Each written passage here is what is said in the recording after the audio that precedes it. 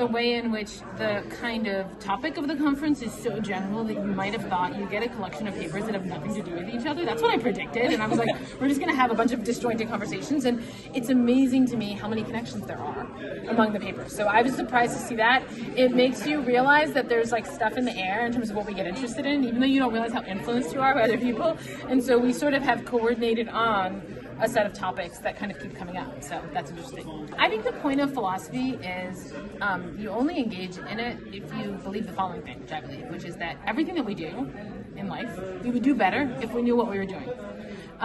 So like my first book is called Aspiration, and I wrote it because I thought there's like a thing that we do sometimes where we try to become better people, or what I mean is we try to care about things that we didn't used to care about, like a certain kind of music, say.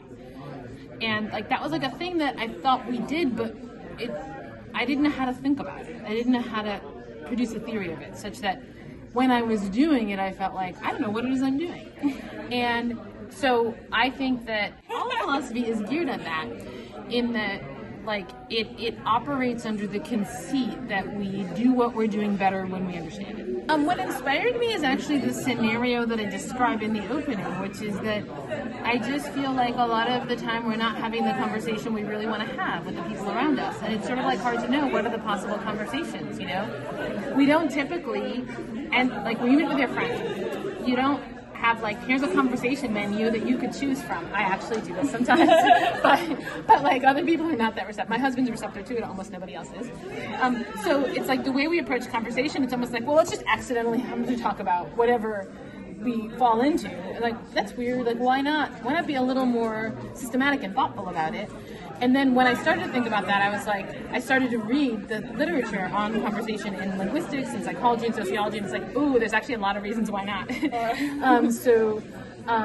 So like maybe the key takeaway is like the reason why it sort of looks like we can easily do conversation menus and things like that, but actually we can't, is that a lot of the structure of conversation happens not just below the surface, but in a way where it's important to us that it remain obscure. It's been great so far. So I don't really necessarily work on agency per se. I'm an epistemologist, but some of my work has really been moving more in the agency direction because I've been doing this stuff on inquiry. So it's especially good for me to come and hear talks that are relevant, but maybe not like directly in the thing I would be maybe reading about. So it's been extremely useful for me. I mean, I think it's kind of a thing that's been growing in importance because, you know, inquiry is like this area where it's really, you know, there's one side of it that feels really epistemology because we're like, you know, trying to know stuff and things like that. And knowledge is really important, or states like knowledge, but then there's another part that's really about action, because part of it is that we like intentionally try to learn more about things and stuff like that, you know. And so there's kind of no getting around this side that it's thoroughly like this intentional doing, and so agency is really central, and so it's a thing that I've been really starting to think about more and more, so it's especially useful for me to come here and talk about it. My interest in inquiry actually came kind of indirectly, as maybe many of the things that I've talked about in philosophy do, where I kind of was writing about something else and then I was just like, oh, what's this? So it basically started by thinking about suspension of judgment or agnosticism. So that was just kind of a fluke that I got to that, and I was like, I don't totally understand how to think about this state, and so I started really thinking about that, and what I came to was this idea that's maybe a lot like what some of the ancient skeptics thought, which is that it's really this thing that's at the center of inquiry, and that it's like this way of like being open about a question.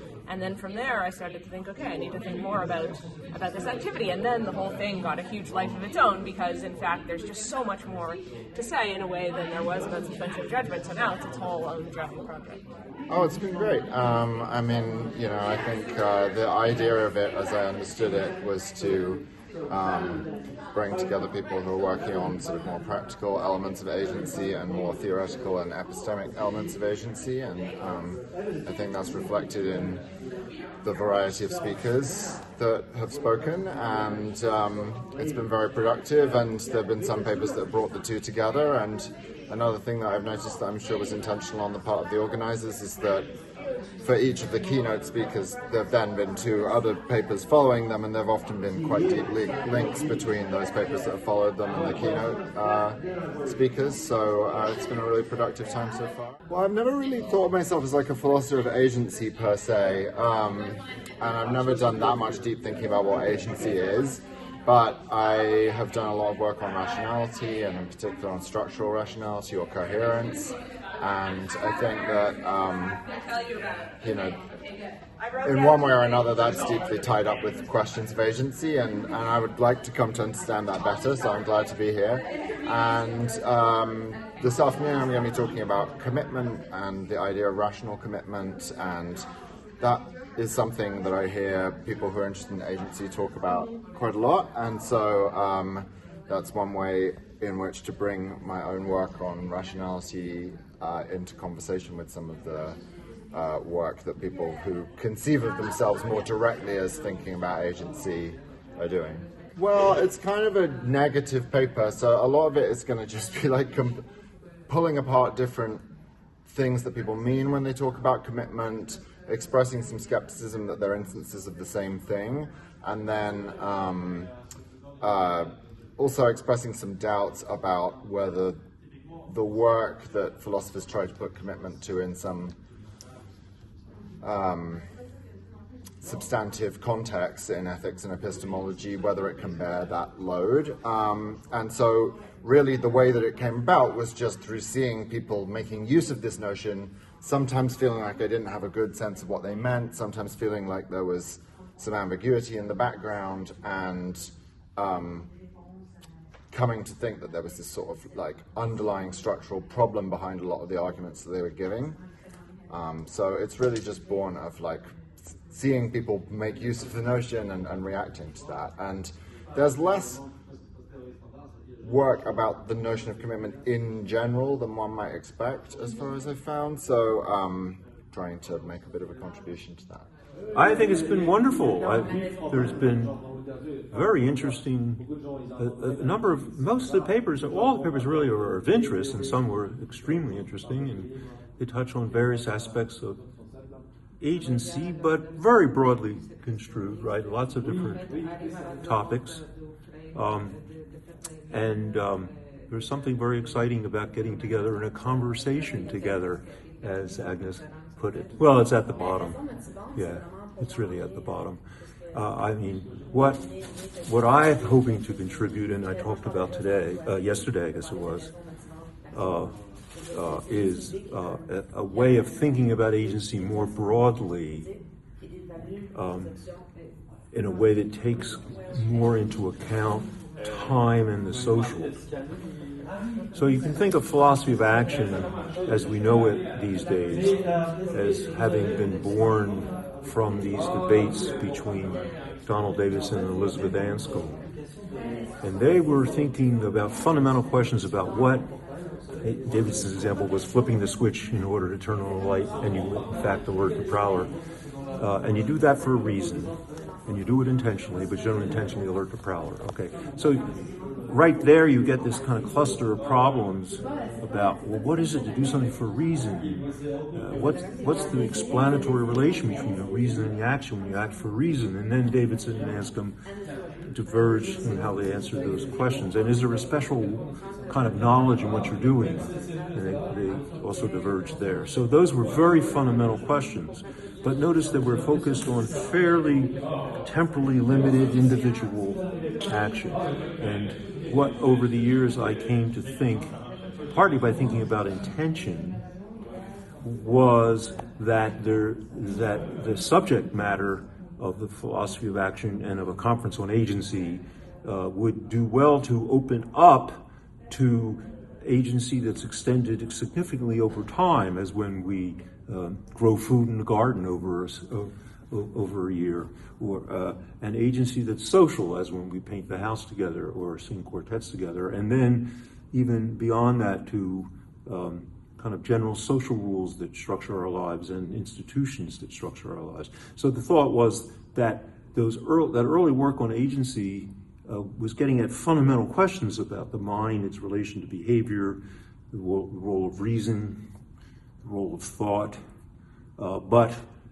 I wanted to open it up to reflect on agency of a much broader sorts that involve time and the social, and that's what I've tried to do. What's interesting about philosophy is it tries to take seriously very fundamental ideas that everybody's using because they have to use it, and one thing is agency.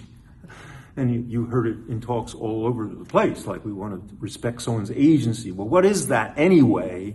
After all, we're these systems in the world, and there's all this causal flow going through us from the Big Bang to time beyond our death. What is it to be an agent in all that? So that's a kind of fundamental question, and that's the sort of question philosophers get gripped by, and rightly so. And it's because they're focusing on phenomena that are just at the center of so much, right?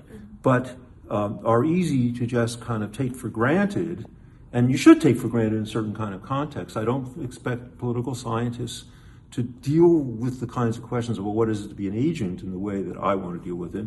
They're going to have other contributions to make. So I think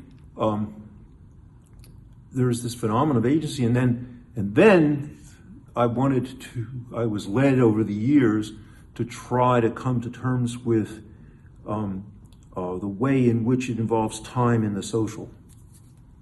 And I thought that was what was not sufficiently highlighted in the tradition in the philosophy of action that many of us are coming from, which goes back to the Anscombe-Davidson debate.